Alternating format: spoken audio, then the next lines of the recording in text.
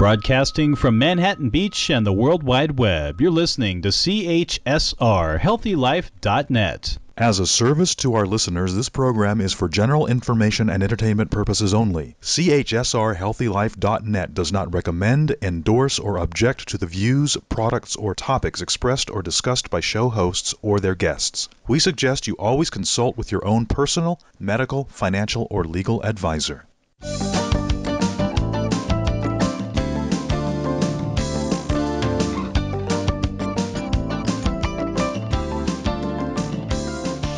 Hello, this is Ralph White, and I'm here today with Leanne Farmer, my co-host, and this is Consulting to Win Radio, and we're here to coach you in the game of business and to win-win in the game. So winning we define as producing results that you can be accountable for. So how are you today, Leanne? I'm doing very well, Ralph. Thank you so much. Excellent, excellent. We certainly have a lot of clients that are winning. You know, the Sales to Win course is going extremely well. I'm very pleased with how that's happening, and I'm excited that we got another one coming up in the first week in February. Right. So we'll be talking more about that in coming weeks. Make sure you can get signed up for that. Right. So we're always interested in the key. The key to business is selling. The key. No sales, no business. So we tend to focus on sales. We tend to coach on sales. We're constantly looking at how do you drive sales up? How do you get customers? And so what are we going to talk about today, Leanne? Well, today we're going to actually talk about what do you do with those customers once you have sold something to them. Ah, okay. We want to talk about client retention and upselling later on. I know we've talked about upselling a little bit before, but primarily we're going to focus today on client retention. Okay, so is it cheaper to get a new client than it is to retain one, or what do you think? No, it's much, much cheaper to get repeat business from a client that you already have. Some studies have shown that it can cost between 3 and 10 times as much in terms of your time and your resources to go out and find new clients, develop new relationships, than it does to just kind of go back through the proverbial Rolodex and talk to somebody you've done business with before who already knows you. That's interesting. So anyone that wants to call in today and participate in the call, the phone number is 310-371-5444. That's 310-371-5444. And so you're pointing to the fact that, it sounds like the clients that you have, the customers that you have, are a very valuable resource of the business. Actually, I would say that the value of the business is based on how many clients you have and relationships. Yeah, and all too often what we discover with our clients is they're so focused on finding those new sales that they neglect that, golden pool of opportunities that they already have. Mm-hmm. Yeah, so what are some of the things that we should be doing to keep track of those people and to take care of them? Well, as we always say, the number one thing to start with, you have to schedule the time in your calendar to do those activities. Right. We've already talked to our listeners quite a bit about scheduling time for making new sales. Well, now we want to make sure you're scheduling time to take care or connect with your existing clients. Okay, so this would be, in order to do that, I'd actually have to have a list of them. I'd have to have them in some kind of a contact management system. Right. What would that look like? Well, it can be, we've talked about CRM before, customer relationship management. It can be a system like that is computerized. It can, depending on how big or small your company, it can be your list of proposals that you put out last year. It can be your list of jobs that you did last year. Wherever you have that information, I highly suggest that you do consolidate that information on your computer somewhere so that you have easy access to look up who those clients were you've done business with. Okay. So I would actually look at every client is your client for life. In other words, if you're in business and you intend to, if you're in business, I would think that you would intend to stay in business, and that if you have a client and you sell them a product, even if you sell them a house, they're going to need to buy a house sometime in the future. If you paint the house, they're going to need to paint it sometime in the future. You sell them food, they're going to need food in the future. There isn't practically anything that you sell somebody that they won't sometime need in the future. And remember, they're also your best referral source. Right. So anytime you connect with them, is also an opportunity for them to be suggesting other clients to you. Okay. So if you looked at, let's say you make a sale to a client of $500, and you look at how often that they would need that product at once a year, and that means in the next 10 years that client's worth $5,000 to you. That's right. So keeping track of it and making sure that you're the person that they go to for the next 10 years, or 20 years is $10,000 plus, undoubtedly the price of whatever it is will go up in that time frame. So it's really looking at the value of a customer, and it's like, you'd take better care of it if you realized how valuable it was. That's right. Yeah. That's a good point. Yeah. So it isn't just I made a sale and I made a buck. It's like it's always looking beyond that. It's always looking for the end game. I look further out into the future. The Japanese are famous for looking out for the next 250 years in their business. We're here in the United States. We don't tend to look that far. Oftentimes I find clients are not looking beyond this week or today. But if we were really looking out into the future and valuing the client, what are some of the other things that we would do to take better care of them? Well, you want to develop a consistent follow-up system, and you want to determine what makes sense for you and your business. Maybe it's in a periodic email. Maybe it is a phone call, a newsletter, offering them additional services, offering a discount, whatever it is that might be pertain to them and make them feel like that you really understand who they are and what they need. Okay. So it's really having a reason and an occasion to call them, to connect with them, to keep you in front of them on an ongoing basis. And I recommend, at least once a month with a client or customer, if to where they're somehow, keeping you in mind for that need. You're not going to buy something unless you have a need or a concern for it. And so when that concern comes up, you want them to think of you. That's right. So it's how do you make sure that you're the one that, occupies that, portion of their mind that says, I need my house painted, therefore I need, Joe at ABC Construction. Right. So it's really, I have that connection because Joe keeps sending me emails and pictures of houses that he's painted, or he sends me, emails of things that I can do to take care of my house. He's looked at the concern that I have about painting my house, and he's more or less taken on that concern. Right. And you want to make sure that you're bringing value to whatever that conversation is, even if it's one-sided, you sending out an email. You want to be providing some kind of information or some little nugget of a trend or something that they can take away, that you're not just saying, hey, I'm still here. How you doing? You don't call them on the phone when you don't really have anything to say. You want to plan to be able to bring value to that conversation, even if they're not ready to make a sale right then. They're going to associate their contact with you as time when they're learning something that you always bring value to the relationship. Right, so that you're supplying them something that they need, or you're keeping them informed. I look at it like if, let's say, for instance, I was in the computer repair business, and I would go out and fix somebody's computer. The normal paradigm is they would call me, I would go out and fix their computer, and then go back and bill them for it and collect the money. Okay, that's sort of like the fire department. There's a fire, you go out, you put out the fire, and then you go back to the station and you clean the truck. Okay, that's one paradigm. But what we're speaking about here is, if once I have a client, I would operate like that. His computer belonged to me.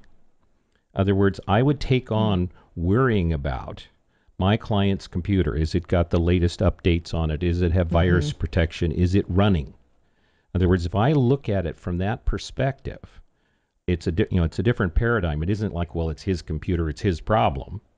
If I looked at it like that computer is on my network and I'm responsible for keeping it operating, then I would look at it, what's the service it needs, what care does it need, how frequently should it be done, and how are we going to make sure that that's done. So, it's just like, like my dentist, when I go to the dentist, he makes me, or doesn't make me, but he has me fill out a card which I'm always impressed with it, postcard, when I sign put the address on the front, and 6 months later it comes in the mail and I pick it up, and of course it's got my handwriting on it. So it's I'm intrigued because it's like a postcard to me with my handwriting saying, come get your teeth cleaned. Right. So he's taken on the responsibility of my teeth being cleaned. Absolutely. He's got a system for that. And the system is very important. Again, how are you going to control all those pieces of information? Getting back to your example of the computer repair, that's an awful lot of, take that over even 25 clients. That's an awful lot of information. You can't keep that in your head. No. You've got to have a system, a customer relationship management system, or some kind of system where you can keep track of all that information, what kind of computer they had, what kind of upgrades they're going to need, right? So that when something new comes out, you can go back to their records and see what it is that can pertain to them. Right. But if you look at it, whatever it is, I mean, if you're in the, you cut people's hair, it's like, okay, like the lady that cuts my hair, I have an appointment scheduled every 4 weeks for the rest of the year. So it's like I know when my hair is going to be cut. It's in my calendar. It's in her calendar. It's automated. We don't have to think about it. And then I get a text. I'm going to get my hair cut today. That's the reason I'm thinking about it.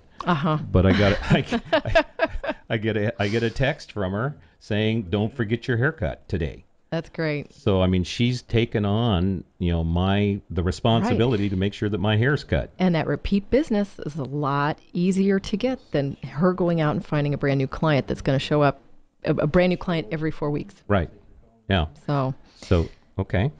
The other thing that helps a lot is finding connections, what you have in common with your clients. It's kind of those little personal things. Are your kids in Little League together? Did they go to the same school as you did? Where are those common grounds that you can capitalize on later when you need to have a reason to talk to them? Okay, so it's like those interests that you share with them. So it's like you're building your relationship with them. Yeah, that's part of any good relationship, is knowing. Then when you get a little piece of information, if it's something, let's say your football team's in town and you went to the same school, well, invite them to go to the game or something. You have a reason to touch them because you share that common place. Now, once you have that, then there's a service with Google that you can actually have them search the net and send you information. I can't remember the name of it at the moment, but they'll send you information about any particular subject. So they'll do a search and send you that information. And so you could put that in there. Let's say you have a client that's interested in 56 Ford pickups. And you could put, car shows, antique car shows. And any shows that showed up, that, Google will search it, send you an email on that. And then you could call that, or forward it to the client and say, oh, I would just happen to notice this and thought you might be interested in it.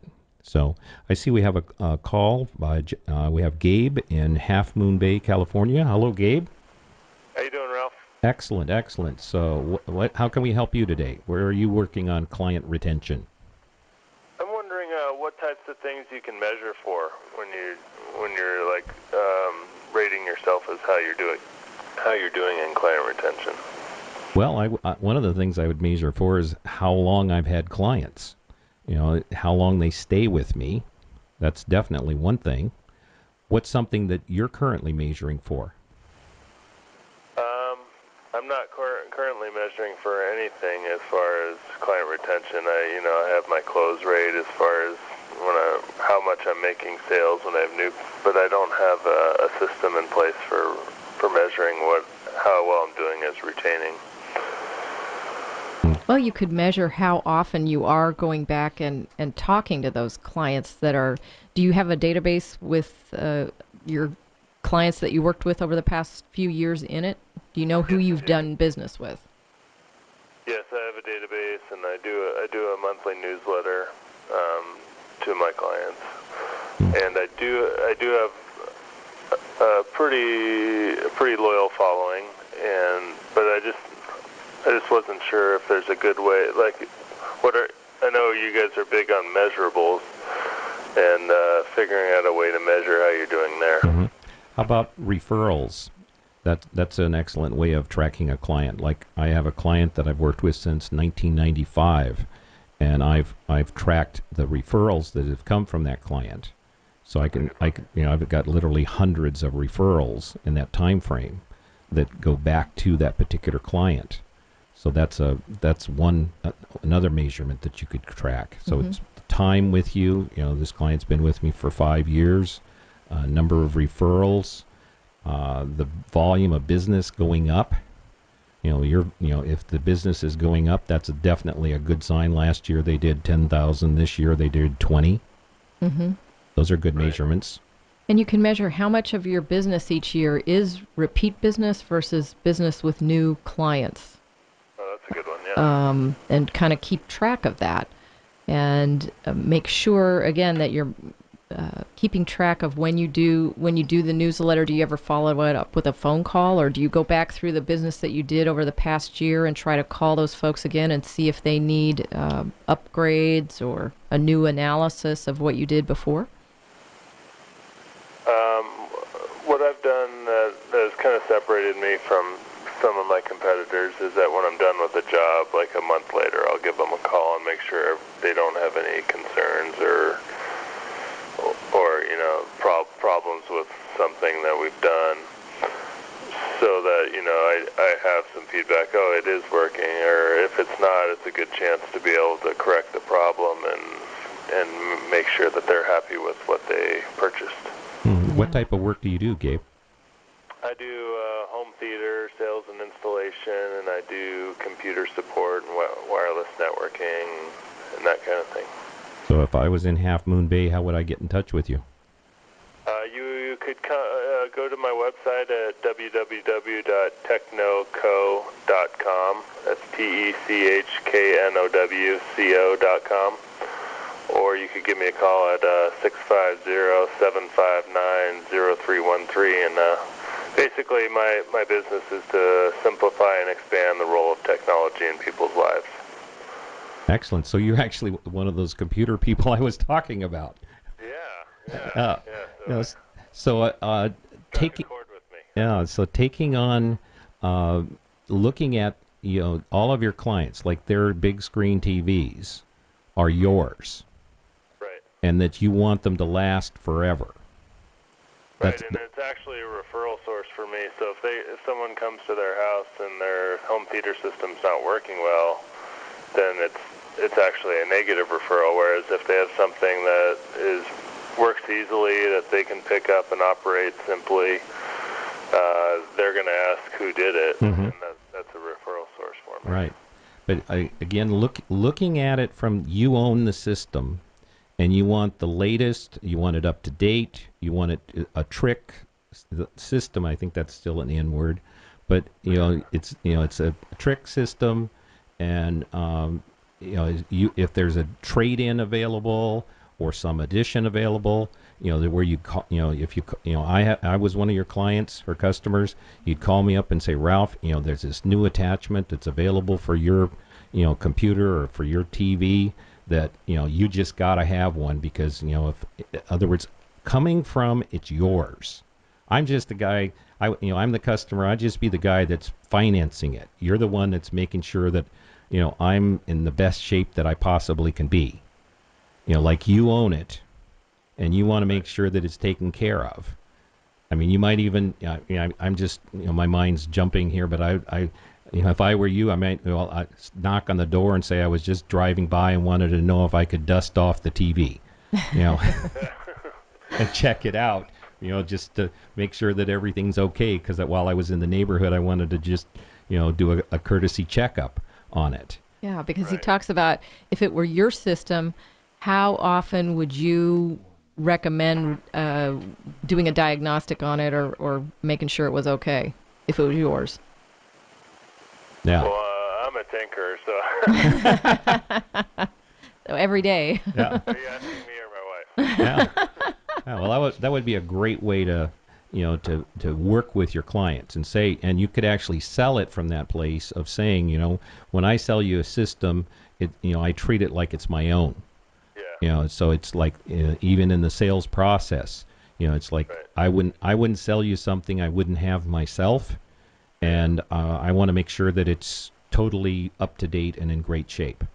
And that's kind of laying the foundation for the retention process, too. Totally. Okay, great. So we're going to take a break here, and when we come back, we're going to be talking about client retention and continuing to do upselling with customers. And thank you very much, Gabe, for being on the line and calling in.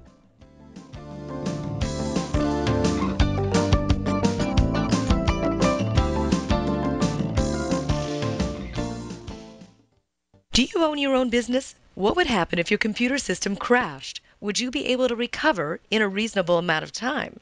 Left Brain Tech's Computer Services caters to business owners who want reliable computer systems that work and are backed up in case of emergency.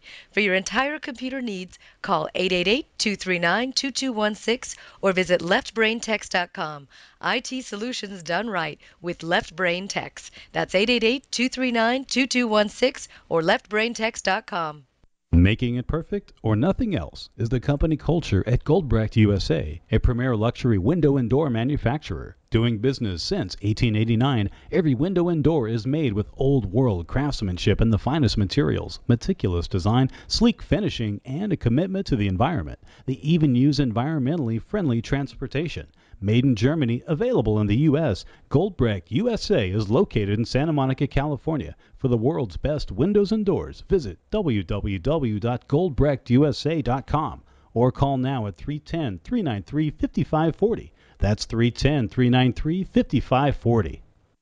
If you're like the 8 out of 10 women that say finding jeans that fit is a problem, well, your problem is solved. Lee Jeans has done extensive research, and they have jeans that fit.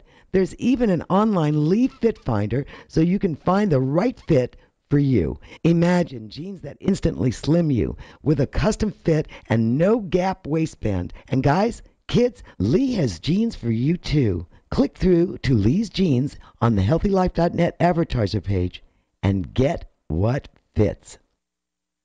Put a little light in your life and keep it shining with Intellectric.net, a full-service lighting design company. If you need a top electrical contracting firm to deal with all facets of electrical, from concept to completion, including repair, call Intellectric.net at 310-838-5486. They can use green technology. They are home automation specialists and they are high-end residential specialists. With prompt and efficient service, Intellectric.net has over 10 trucks, 28 employees, and on-call electricians available to handle your needs.